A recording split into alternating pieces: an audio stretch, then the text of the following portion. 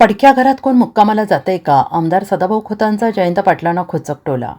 राष्ट्रवादी विलिनीकरणबाबत जयंत पाटलांनी केलेल्या विधानावरून आमदार सदाभाऊ खोत यांनी जयंत पाटलांची खिल्ली उडवली आहे.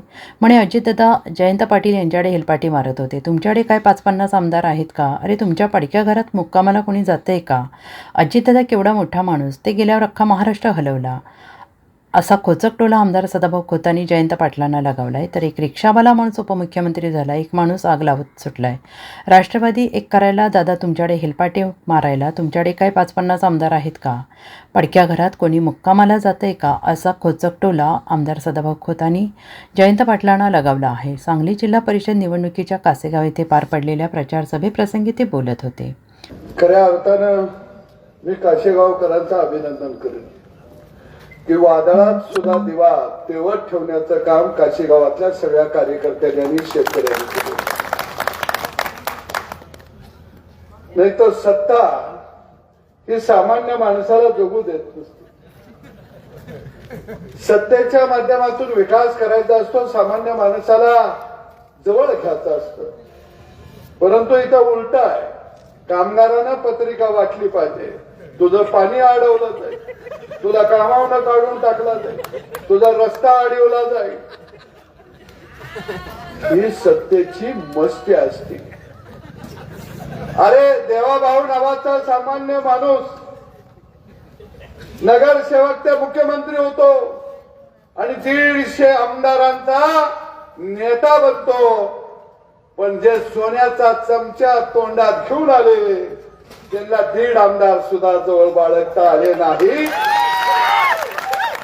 हे दुर्दैव आहे. त्याच्यासाठी दुसऱ्याचं चांगलं चिंतावं लागतं.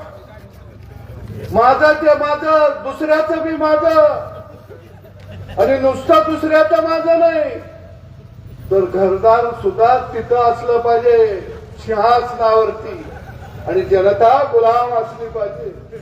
अरे किती दिवस चालणार? हे फार काळ चालत नसतं. एक रिक्षा ड्रायव्हर एकनाथ शिंदे राज्याचा मुख्यमंत्री होतो आणि हे फक्त आग लावत सुटता. मी आता मुलाखतीमध्ये वाचलं बापू, काय अजित दादा 2 राष्ट्रवादी एक करायला माझ्याकडे हेलपाट मारत होत. अरे दादा केवढा मोठा माणूस, ते गेले तर महाराष्ट्र रडला. मग दादा तुमच्याकडे हेलपाट का मारतील? काही 5-50 आमदार आहेत म्हणून मारतील का? कशाला मारतील? पडक्या घरात कोण मुक्कामला जाईल का हो? कशाला कोण जाईल? पण ते कधी खऱ्याच्या गावात राहिलीच नाही. त्यांचा मुक्काम खोट्याच्याच गावात. तेजी जिरवायची. अरे असं करता करता करता करता तुम्ही राजाराम नगरवरती आला रे बाबा. हे बंद करा. चांगलं वागा. चांगलं वागल्यावर चांगलं होतं म्हणून मी 2दा आमदार झालो. Bureau report SPN Marathi, Sangli.